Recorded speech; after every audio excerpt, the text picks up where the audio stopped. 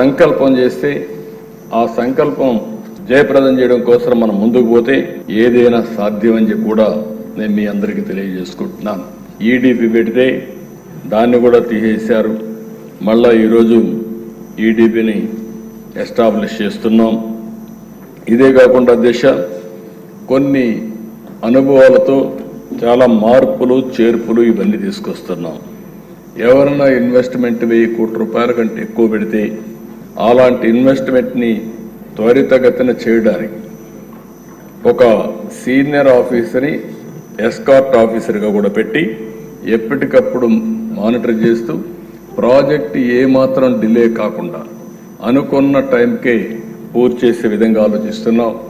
ఈ ప్రభుత్వం ఒకటే ఆలోచిస్తూ ఉంది. ఎవరైనా పెట్టుబడులు పెట్టాలని వస్తే వాళ్ళని పార్ట్నర్స్గా మనం అనుకున్నప్పుడు వారి బిజినెస్ కూడా సుజావుగా జరిగే అన్ని జాగ్రత్తలు తీసుకోవడానికి ముందుకు పోతున్నాం అని చెప్పి కూడా నేను మీకు తెలియజేస్తున్నా. ఇదే కాకుండా సింగిల్ డెస్క్ పోర్టల్ తీసుకొస్తున్నాం. అప్రూవల్స్ అన్ని రియల్ టైంలో ఇస్తాం.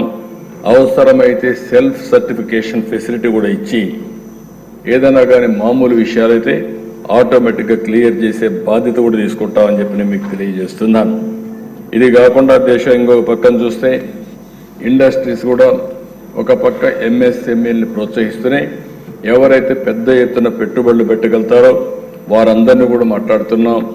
కొంచెం ఫలితాలు కూడా సక్రమంగా వచ్చే పరిస్థితి వస్తుంది. అవి కూడా చేస్తామని చెప్పి కూడా నేను మీకు తెలియజేస్తున్నాను. అల్టిమేట్గా రాష్ట్ర ప్రభుత్వం ముఖ్యమైన ఉద్దేశం ఆంధ్రప్రదేశ్ రాష్ట్రాన్ని ఒక గ్లోబల్ డెస్టినేషన్గా తయారు చేయాలనేది మనందరి సంకల్పం కావాలి. నేను అందుకే మొన్న కూడా ఒక మాట అన్నాను, థింక్ గ్లోబలీ, యాక్ట్ గ్లోబలీ. మీరు ఎక్కడున్న డిస్టెన్స్ అనేది మీ కన్స్ట్రైంట్ కాదు. ఇక్కడుండి కంపెనీ ఫ్లోట్ చేసి ప్రపంచానికే సేవలు అందించే అవకాశం వస్తుంది. అలాంటి ఆలోచన విధానంతో ముందుకు పోవడానికే ఈరోజు 6 పాలసీలు తీసుకొచ్చామని చెప్పి కూడా నేను మీకు తెలియజేస్తున్నాను. మొట్టమొదటిది ఇండస్ట్రియల్ డెవలప్మెంట్ పాలసీ. ఈరోజు మనం తీసుకొచ్చిన పాలసీలు మీరు గుర్తుపెట్టుకోవాలి. ఏది కూడా అన్ని రాష్ట్రాల కంటే మెరుగైన పాలసీ. అన్ని రాష్ట్రాలు అధ్యయనం చేశాం. వాళ్ళు పెట్టిన విషయాలన్నీ కూడా చూసాం. వాళ్ళు పెట్టిన విషయాలు చూసి వాళ్ళు ఇచ్చే ఇన్సెంటివ్స్ అని కూడా అధ్యయనం చేసిన తర్వాత అన్నిట్లో కూడా ఒక స్టెప్ ముందు ఉండాలి, మెరుగైన విధానాలు ఉండాలి, అన్ని విధాల వాళ్ళని ఆదుకునే పరిస్థితి రావాలి. దీనివల్ల రాష్ట్రాభివృద్ధి జరగాలనే ఉద్దేశంతోనే ముందుకు పోయాం. ఫస్ట్ ఇది మీరు చూసినప్పుడు పాలసీ కూడా చాలా సింపుల్గా పెట్టాం. కాంప్లికేట్ చేయకుండా సింపుల్గా అందరికి అర్థమయ్యేది పెట్టాం.